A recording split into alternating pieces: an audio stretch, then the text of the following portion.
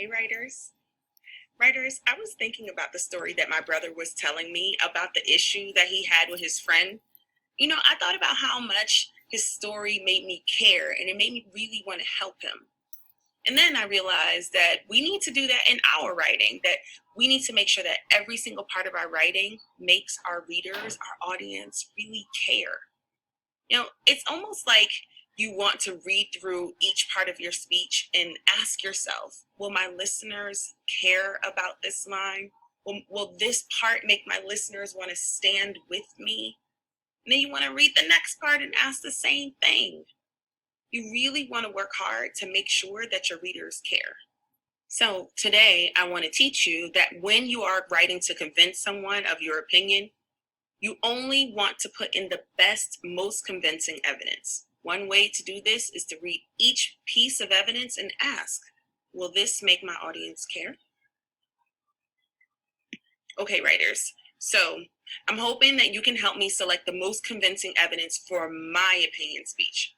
First, I want to remind myself of what I want the audience to do after hearing the speech.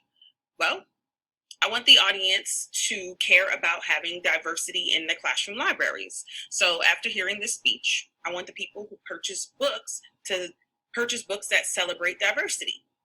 So that means that this speech is going to be addressed to the people who buy books in the school. They are my audience. They're the people who will judge whether each part of the speech helps the cause.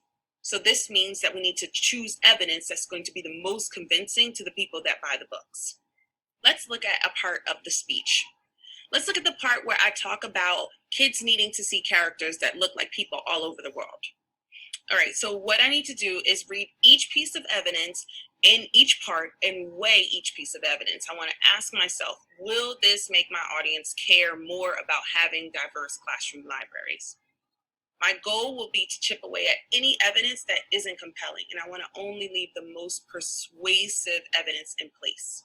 Right, let me go ahead and read through the writing and make sure it does exactly that. Kids need to see characters that look like people all over the world. This is a great way for readers to learn about and connect with people other than the people they see around them every day. For example, reading the book Tia Isa Wants a Car by Meg Medina taught me a lot about a culture other than mine.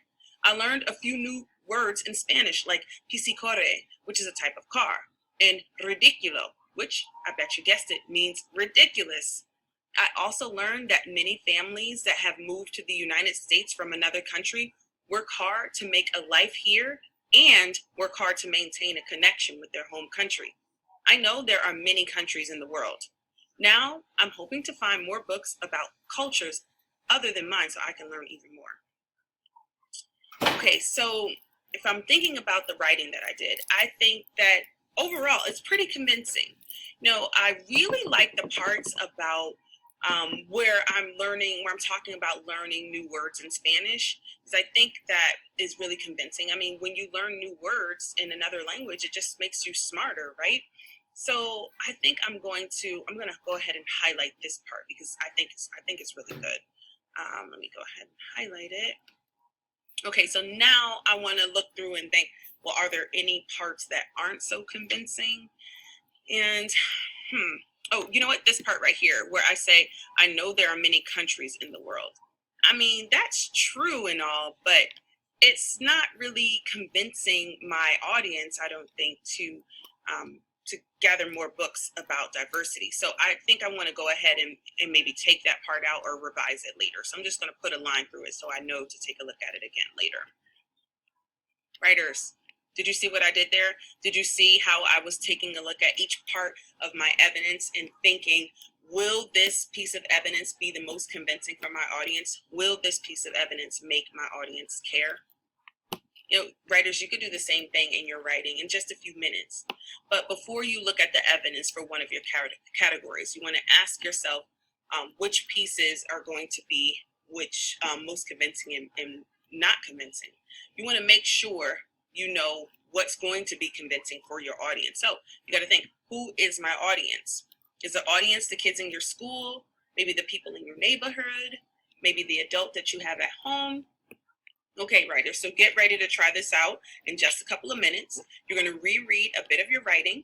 And after you do that, after you come to the end of a piece of writing, you're going to stop and think, is this really convincing to my audience? Will this make my audience care? And then you want to also be hard on your evidence. You want to only keep the evidence that's the most convincing. You can draw a line through anything that's not powerful. Okay, writers. So our time to draft is fast approaching. But before we can draft, we need to make some hard decisions. We need to make sure that our speech is effective for the people who care. So today, one thing that you could do is work to look through your evidence and make sure that each part is convincing and makes your audience care. You could be gathering more evidence or categorizing your evidence and making sure that it's organized enough for your audience to read. Some of you might find that you may need to gather more or may need to cross some things out and things that aren't convincing, but all of us have work to do. All of us could be making writing the best that it's ever been. Writers, off you go.